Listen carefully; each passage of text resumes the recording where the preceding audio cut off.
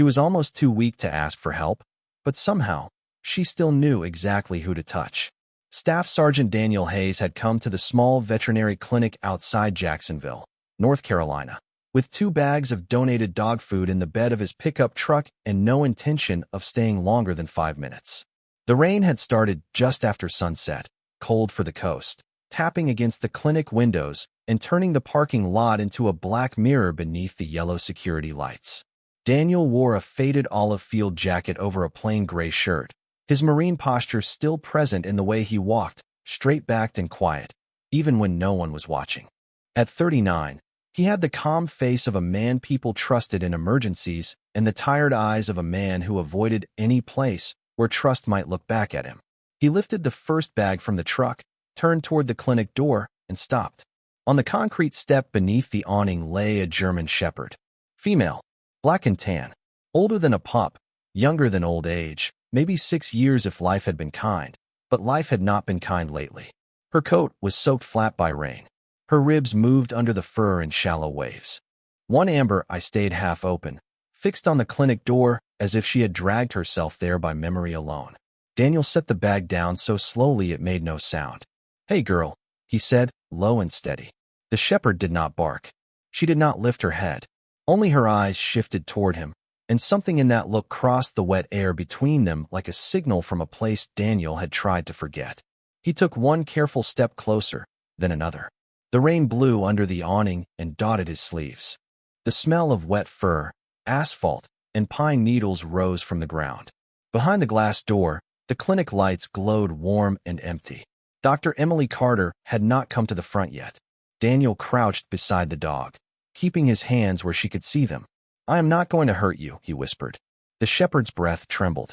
Then, with a strength that seemed impossible for a body so tired, she lifted one paw. Not high, not far, just enough to place it against the Marine patch on Daniel's sleeve. Daniel froze. The touch was light, almost nothing, but it went straight through him. His old canine partner had done that once. Duke, a steady shepherd with dark eyes and a stubborn heart, would press one paw against Daniel's arm whenever he wanted him to stay. Not move, not leave. Stay? Daniel looked down at the paw resting on his sleeve, muddy, trembling, but certain. "You chose the wrong man," he said, though his voice broke on the last word. The German shepherd kept her paw there. Her eyes did not beg. They trusted. That was worse. Daniel reached for the blanket behind the clinic donation box, wrapped it around her body, and slid one arm beneath her chest. She was lighter than she should have been, too light for a dog that had once carried purpose in every muscle. As he lifted her, her head fell against his jacket, and beneath the damp fur near her chest, his fingers brushed something that did not belong. A small heart shape, sewn close to the old fabric of her collar harness.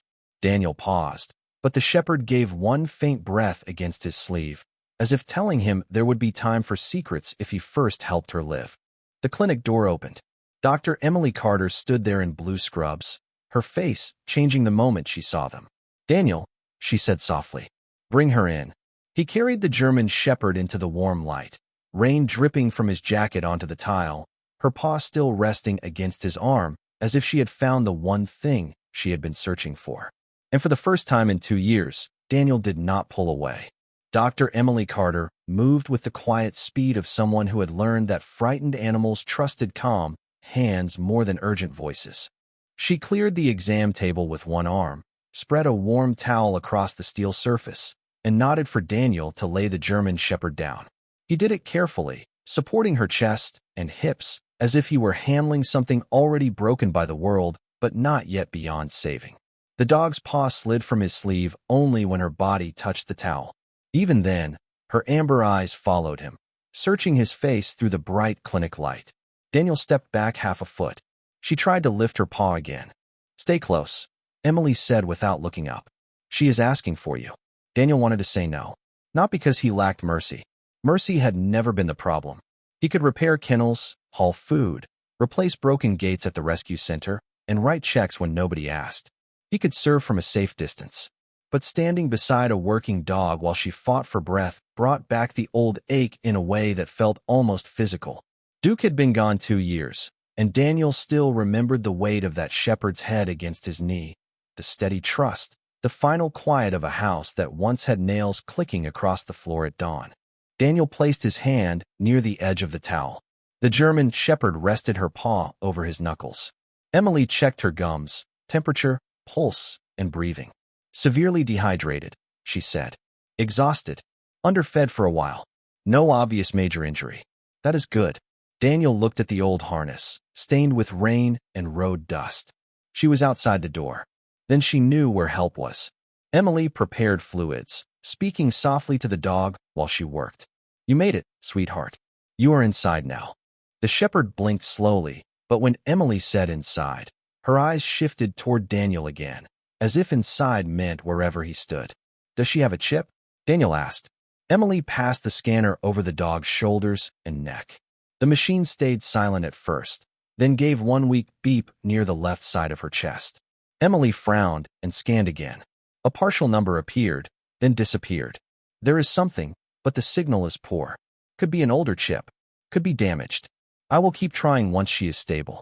Daniel nodded, though his attention had gone to the small hard shape he had felt beneath the damp fur. It sat near the front of the old collar harness, close to the chest, where the strap crossed under thick hair. Too deliberate to be trash. Too hidden to be decoration. Emily noticed his stare. What is it? I felt something sewn in. Emily slowed. Her face changed, not with alarm, but with the seriousness of someone approaching a message left by desperate hands. Let me see. She clipped away only the matted fur around the strap, careful not to pull. The dog tensed once, then settled when Daniel whispered, Easy, girl. I am right here. The words surprised him. So did how true they sounded. Under the frayed fabric was a small square pouch stitched into the harness lining, weather-worn but sealed beneath a layer of clear waterproof tape. Emily touched it with 2 fingers. That did not happen by accident. The German shepherd opened her eyes wider. Her paw pressed down on Daniel's hand with all the strength she had left. Emily looked at him. Before we open it, she needs fluids and warmth. Daniel nodded. The Marine in him understood order. Keep life first. Questions second. Emily started treatment, wrapped the dog in dry towels, and placed a soft blanket over her back. She needs a name for the chart, she said. Daniel looked at the shepherd. Rainwater still clung to the tips of her ears. Her breathing was thin, but her gaze held. Not fear, not surrender. Something gentler, something stubborn. Grace, he said quietly. Emily wrote it down. Grace it is. The dog's tail moved once beneath the blanket, so faint Daniel almost missed it. Outside, the rain kept tapping on the clinic roof, but inside, beneath the clean white light, Grace held on to the Marine's hand as if she had crossed every dark mile for that exact promise. Grace slept for 11 minutes after the first fluids began, and Daniel counted every one of them without meaning to. He stood beside the exam table with his hand near her paw, listening to the soft click of the 4-line, the low hum of the heater, and the rain losing strength against the clinic windows. Dr. Emily Carter moved around them in quiet circles, checking numbers, warming towels, adjusting the blanket, never making the room feel rushed. The old clinic smelled of clean cotton, antiseptic, and the faint coffee she had forgotten on her desk. Daniel tried not to look at the pouch sewn into Grace's harness. He failed. The small square sat beneath the strap like a secret with a heartbeat. When Grace opened her eyes again, Emily noticed at once. Good girl, she said softly. There you are. Grace turned her head toward Daniel first. Not toward the food. Not toward the door. Toward him. Her paw shifted across the towel until it touched his wrist. Daniel lowered his fingers around it, careful not to squeeze. I am still here, he said. Emily glanced at him, but said nothing. She had known him long enough to understand what those 4 words cost. At the rescue center, Daniel was useful and distant. He fixed hinges, patched fences, unloaded food, and left before dusk. Dogs learn the sound of trucks. He always left before they could learn his. After Duke, he had decided that was kindness. No more waiting eyes at the door. No more collar tags ringing through an empty kitchen. No more heart trained to listen for paws that would not come down the hall again. Grace breathed in slowly, and the paw against his wrist stayed there, anchoring him to the present. Emily checked the monitor, then reached for a pair of small medical scissors. She is stable enough for me to examine the pouch now. We will go slow. Daniel nodded. I will keep her calm. The words came out before fear could stop them. Emily trimmed a loose thread from the old harness lining, then lifted the waterproof tape with a cotton swab. Grace did not pull away. Her eyes stayed on Daniel's face, as if she had made him responsible not for the secret, but for what the secret would do to them. The pouch opened with a soft, dry crackle. Inside was a folded waterproof note, a faded pink bracelet small enough for a child, and a dull silver dog tag wrapped in gauze.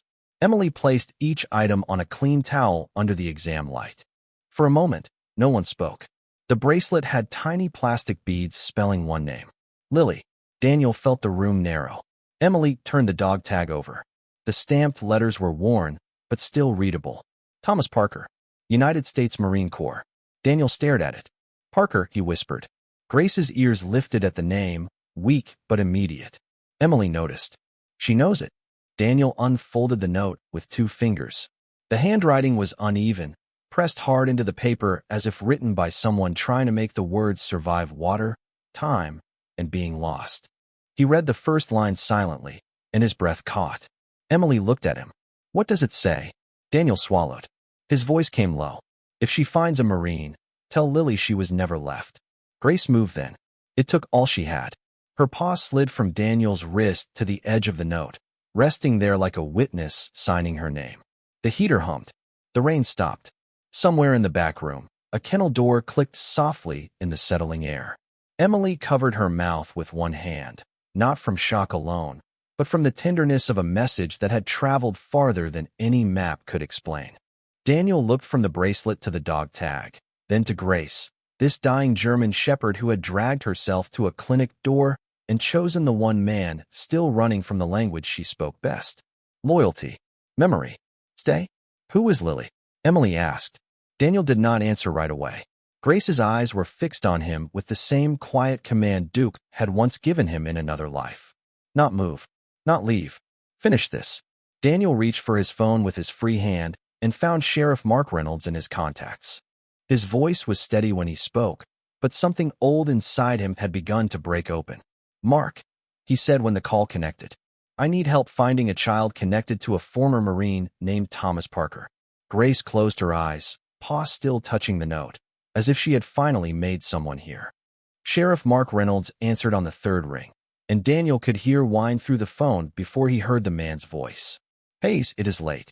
Daniel kept his hand beneath Grace's paw while Dr. Emily Carter photographed the note, the dog tag, and the bracelet on the clean towel. I know, Daniel said, but this cannot wait. He told Mark only what mattered at first. A German shepherd at the clinic, a former Marine's dog tag, a child's bracelet, a note asking them to find Lily. Mark did not interrupt. That was one thing Daniel respected about him. The sheriff had the kind of patience that let truth speak without being crowded. When Daniel finished, there was a quiet pause. Then Mark said, Thomas Parker from Onslow County. Daniel looked at Emily. Her eyes sharpened. You know the name? I know enough to check carefully, Mark said. Send me photos of everything. Do not post anything. Do not let anyone claim that dog tonight. She is not going anywhere, Daniel said. Grace's paw pressed once against his hand, as if she understood the shape of the promise, even if she could not know the words. The next hour moved slowly. Emily worked to keep Grace stable, feeding her tiny amounts, checking her breathing, speaking her name like a small lamp left burning. Daniel stayed beside the table, though every sensible part of him knew he should step back, breathe, protect the wall he had built around Duke's memory. But Grace had put her paw on him. That simple thing had undone the distance he had spent 2 years practicing. Near midnight, Mark called back. His voice was lower now. Thomas Parker was a Marine. White male, mid-30s when he passed. Lived outside Jacksonville with his daughter, Lily, and a registered German shepherd named Grace. After he died, the property changed hands, and Lily went to relatives in Wilmington. There was confusion with the move. The dog was listed as missing. Emily closed her eyes for a moment. Daniel looked at the pink bracelet. How long ago? Almost 8 months. The number settled over the room like cold weather. 8 months of roads, fences, strangers, rain, and waiting. 8 months for a dog to carry a message no one had known to read. Daniel looked at Grace. She was asleep again, but her paw still touched the edge of the note. Is Lily safe? He asked. Yes, Mark said. Living with her aunt. I reached the aunt by phone. She confirmed the bracelet. Said Lily believed Grace had been left behind on purpose, though nobody could prove what happened during the move. Daniel's jaw tightened, but he did not let anger take the room. Grace did not need anger. She needed the next right thing. Does Lily know? Not yet. Her aunt wants to bring her in the morning if the veterinarian agrees. Emily leaned close enough to speak toward the phone. Only if Grace is stable. The visit must be calm and short. Understood, Mark said. I will be there too. The call ended, leaving the clinic wrapped in heater hum and soft breathing. Daniel stared at the note again. Tell Lily she was never left. He understood the cruelty of the misunderstanding now. A child thinking the dog had abandoned her. A dog dragging herself through the world to say she had not. Emily covered Grace with another warm blanket. You should sit, she said. Daniel did not move. I am fine. No, Emily said gently. You are standing like a man trying not to remember. That reached him. He looked toward the dark clinic window, where his reflection stood beside the exam table. White marine, rain on his jacket, hand caught beneath the paw of a dying German shepherd who had no reason to trust him except that she did. Duke used to do this, he said. Emily waited. The paw, when he wanted me to stay. Grace stirred at the sound of his voice. Daniel sat then, slowly, on the stool beside the table. He rested his forearm near her, and she moved just enough to keep contact. Emily dimmed the lights. The clinic softened around them. Outside, North Carolina rain clouds drifted east toward the coast, and somewhere miles away, a little girl slept without knowing that the dog she thought had left her was still fighting to come home. Daniel looked at Grace and whispered, Hold on until morning. Her breathing stayed thin but steady. Her paw did not let go. Morning did not arrive all at once. It came slowly through the clinic windows, first as a pale gray line behind the blinds, then as soft North Carolina light spreading across the floor where Daniel had sat through the night, with Grace's paw resting against his sleeve. Dr. Emily Carter had slept for 20 minutes in her office chair and still woke before the coffee finished brewing. Sheriff Mark Reynolds arrived at 7:30 with a folder, a quiet face, and the careful steps of a man entering a room where hope was fragile. Grace was awake by then, but only barely. Her breathing had steadied. Her eyes followed movement. When Daniel said her name, her tail moved under the blanket like a small answer from far away. She made it through the night, Emily said, checking the line and listening to Grace's heart. Daniel looked down at the German shepherd and let out a breath he had been holding since the rain. Good girl, he whispered. Mark placed the folder on the counter and removed a photograph from inside. He slid it across to Daniel. This was in Thomas Parker's county file. Family contact records. The picture showed a white Marine in a dress blue uniform kneeling in a sunny yard. One arm around a younger Grace, the other around a little girl with light brown hair and a pink bracelet on her wrist. Lily. She was missing a front tooth in the photo, smiling wide enough to make the whole yard feel warm. Grace had both ears high, pressed proudly against the child's side. Daniel stared at the picture longer than he meant to. It was not dramatic. That was what made it hurt. A father, a daughter, a dog. A simple afternoon before life changed shape. Her aunt is on the way, Mark said. Wilmington to Jacksonville takes a little over an hour and a half this early. She said Lily has the matching bracelet box at home. She also said Lily stopped asking about Grace because every answer made her cry. Emily looked toward the exam table. Then we keep this gentle. Daniel nodded. Grace's eyes had fixed on the photograph. Her nose lifted weakly, scenting paper, memory, maybe the trace of hands that had once held it. Daniel brought the photo close enough for her to see. That is her, he said softly. That is Lily. At the name, Grace raised her head an inch. The movement took effort. Her paw slid forward until it touched the edge of the photograph. Mark turned away for a second and rubbed one hand over his mouth. Emily blinked hard, then checked Grace again to hide the emotion in her face. Daniel did not hide his. Something had opened in him during the night, and now the morning was shining straight into it. He thought of Duke's collar in the wooden box at home, of how he had kept grief polished and sealed like a military award no one was allowed to touch. He had called that respect. Maybe it had also been fear. At 9:05, tires whispered over the wet parking lot outside. Grace heard them before anyone spoke. Her ears lifted. Her eyes went to the door. Daniel felt the change under his hand, not strength exactly, but purpose returning like a distant bugle. Emily moved beside her. Easy, Grace. Save your energy. Footsteps approached the front entrance. One adult. One child. Slow. Hesitant. The clinic bell gave a small silver sound when the door opened. A woman stepped in first, holding the hand of a girl around 10 years old. Lily Parker looked smaller than the photograph and older at the same time, with a backpack over one shoulder and the guarded face of a child who had learned not to hope too quickly. Her eyes found the exam table. She stopped breathing for half a second. Grace lifted her head. Not much. Enough. Lily's lips trembled. Gracie. The German shepherd's paw moved across the towel. Daniel stepped back to give them room, but Grace turned her eyes toward him for one brief moment, as if thanking him for staying long enough to bring the right person to the door. Lily walked forward carefully, tears already falling, but her voice soft, just as Emily had asked. I thought you left me, she whispered. Grace reached with the last careful strength of her mourning and placed her paw on Lily's hand. The same gesture, the same promise. Lily broke, but quietly, folding her small fingers around Grace's paw while the clinic held its breath around them. Daniel looked at the note on the counter. Tell Lily she was never left. And in that room, no one needed to read it aloud. For a long moment, nobody moved. Lily Parker stood beside the exam table with Grace's paw resting in her hand, and the clinic seemed to understand that some reunions were too holy for noise. Dr. Emily Carter watched the monitor, one hand near the 4-line, making sure the German shepherd's small effort did not cost too much. Sheriff Mark Reynolds stood near the door with his hat held low, his eyes on the floor in respect. Daniel Hayes had stepped back, but not far. Grace still knew where he was. Her amber eyes moved between the child she had searched for and the Marine who had stayed through the night, as if both were pieces of the same unfinished promise. Lily's aunt, Sarah Parker, knelt beside her niece and kept one steady hand on the girl's shoulder. Easy, sweetheart, she whispered. Let her rest. Lily nodded, but her fingers stayed around Grace's paw. I did not know, she said, voice thin and careful.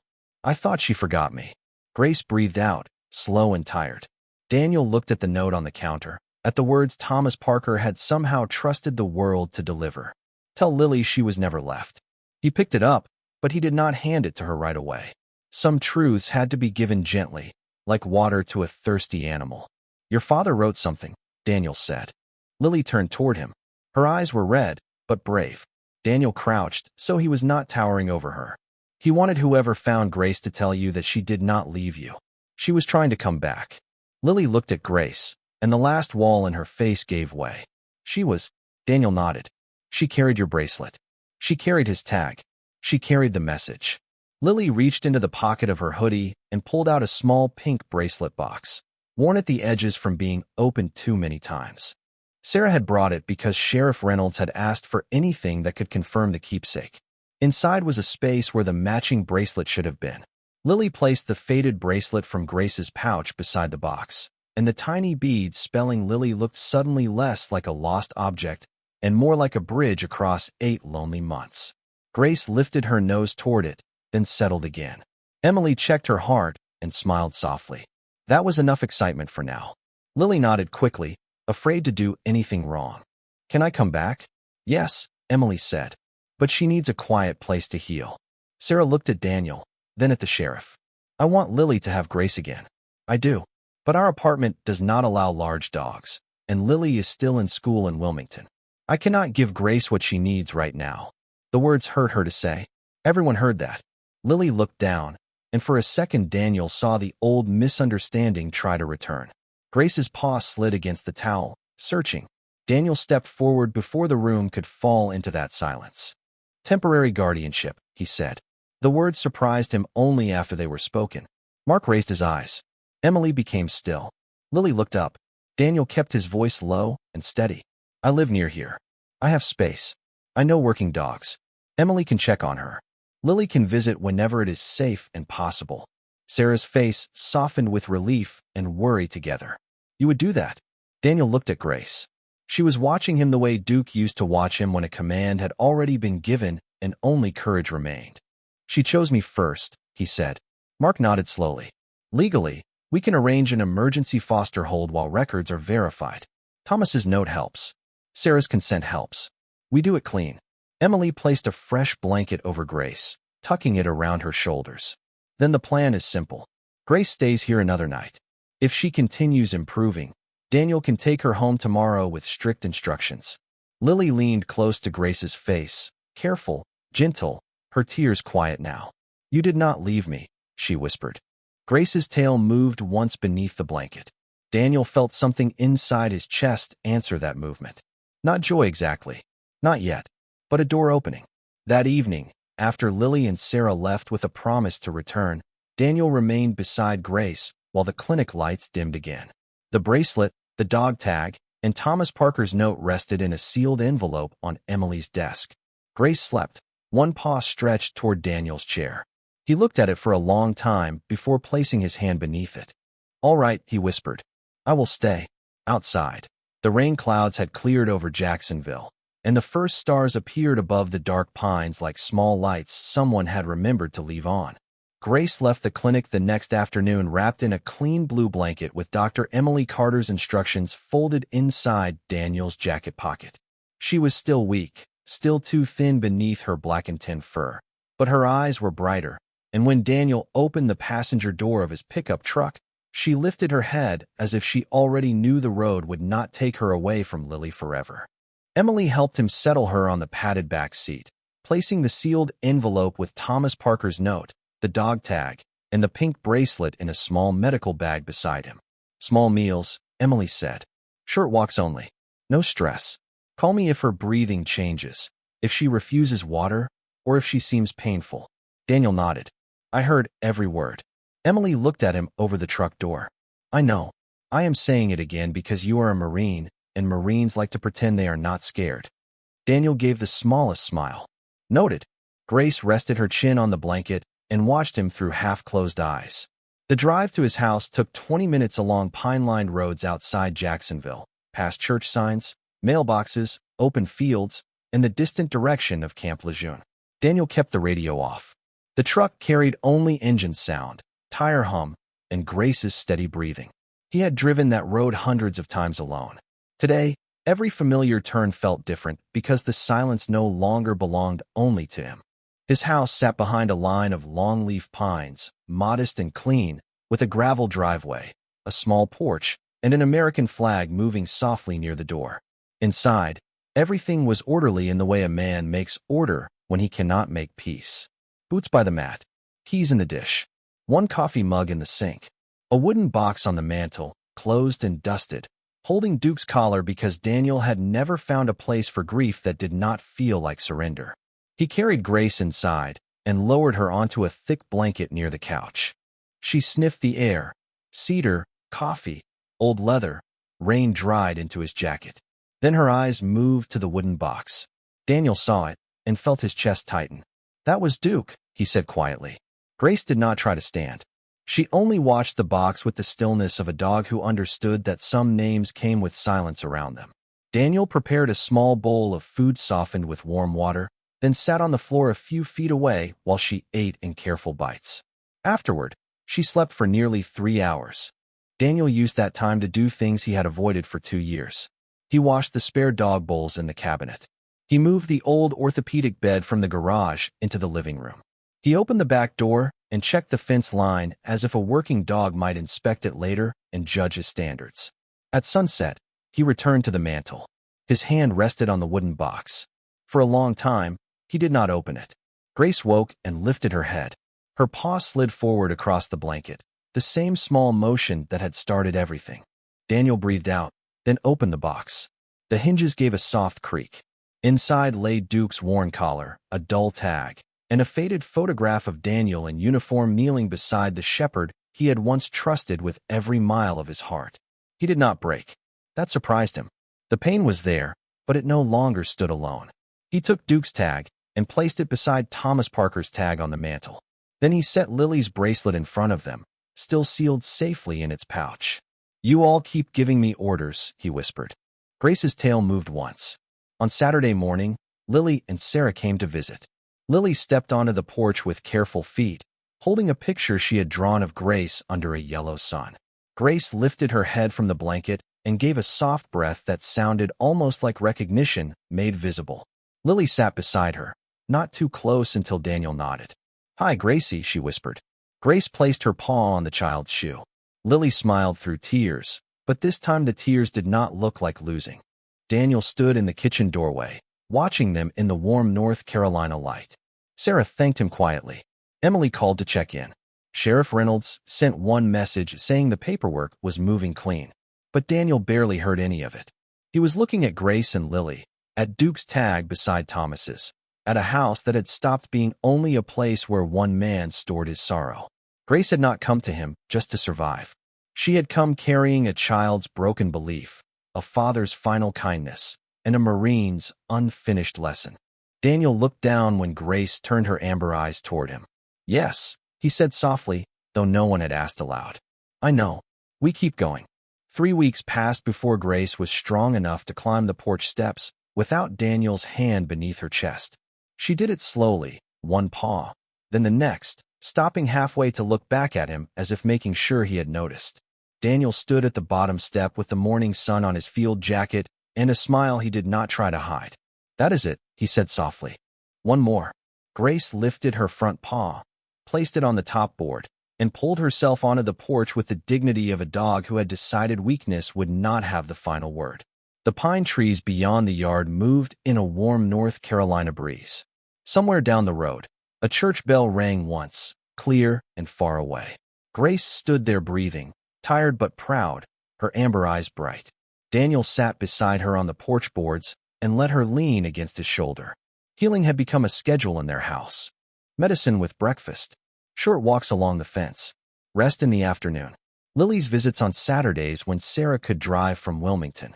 Dr. Emily Carter came by twice a week at first, then once, then called instead because Grace no longer needed the clinic as much as she needed ordinary days.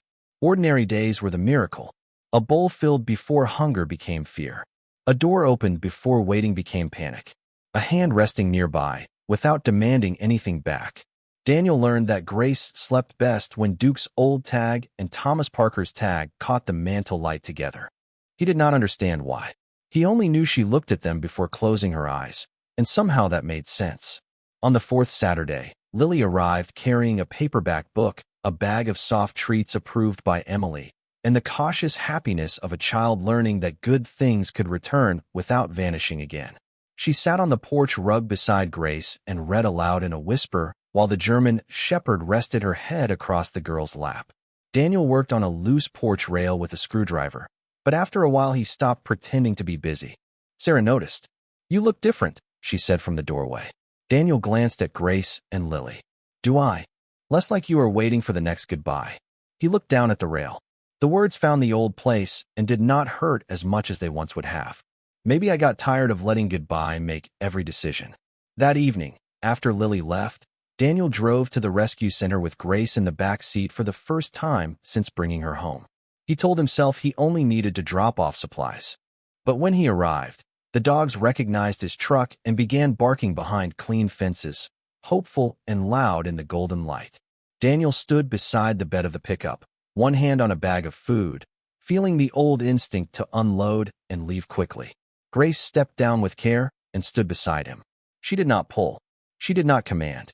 She simply touched her shoulder to his leg. "Stay?" Daniel breathed out. Then he walked inside and stayed. He fixed a gate. He sat with a trembling hound until the dog leaned close enough to take a treat.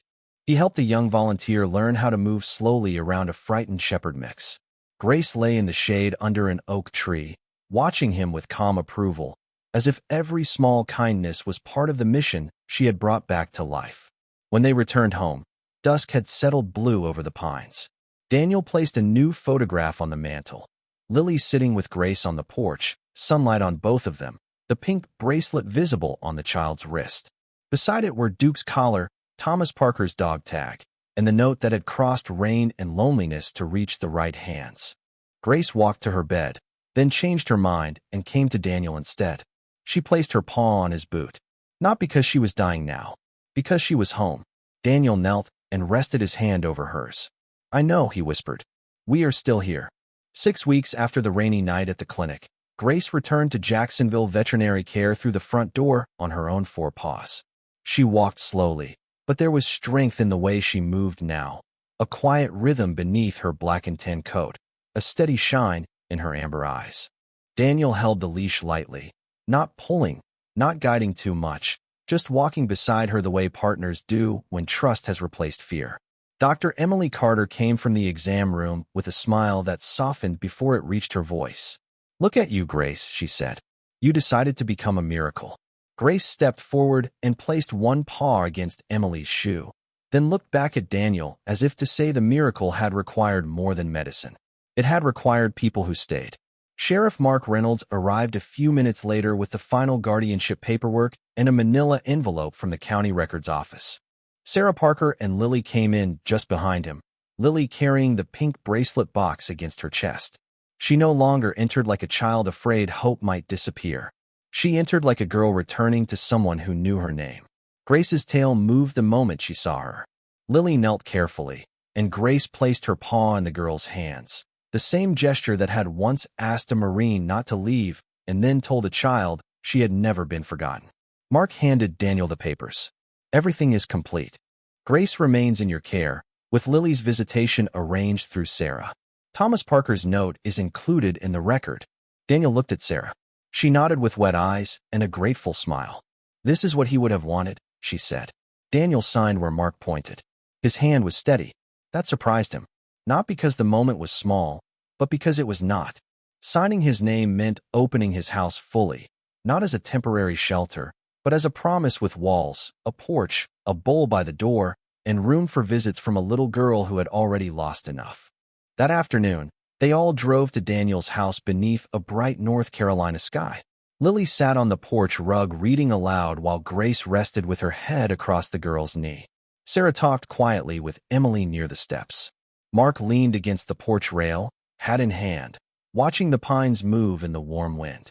Daniel stood inside by the mantel, looking at the objects arranged in gentle order. Duke's old collar, Thomas Parker's dog tag, Lily's faded bracelet, the waterproof note, and the new photograph of Grace in sunlight. None of them looked like wounds now. They looked like witnesses. He touched Duke's tag once, then left it where it belonged, in the open. Outside, Lily laughed softly when Grace nudged the book with her nose. Daniel stepped onto the porch and sat beside them. Grace shifted until her shoulder rested against his leg and her paw touched Lily's hand. The circle was quiet, complete enough. The evening light turned gold across the yard, and Daniel understood that the miracle had not been a sudden rescue or a perfect ending. The miracle was a dying German shepherd who spent her last strength finding the right sleeve, a child learning she had never been left, and a Marine discovering that grief did not have to be a locked room. Sometimes Grace arrives soaked in rain, carrying a secret under worn fabric, asking only one thing: stay. And when someone finally does, home begins again.